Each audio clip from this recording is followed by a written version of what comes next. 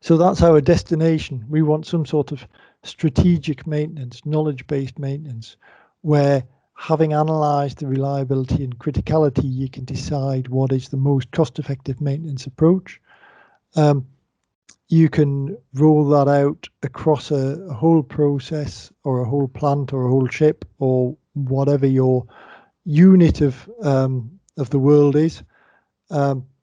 And you can put in various strategies for various parts of the process, depending on how critical they are, on how much cost they cause you when they have a breakdown.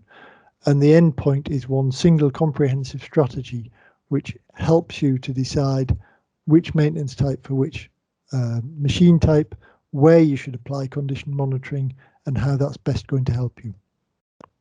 So thank you for that. That's a quick gallop through the ISO standard on deciding how to do, what sort of maintenance to do on what sort of plant.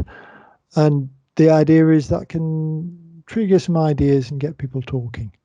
So I hope you found that useful.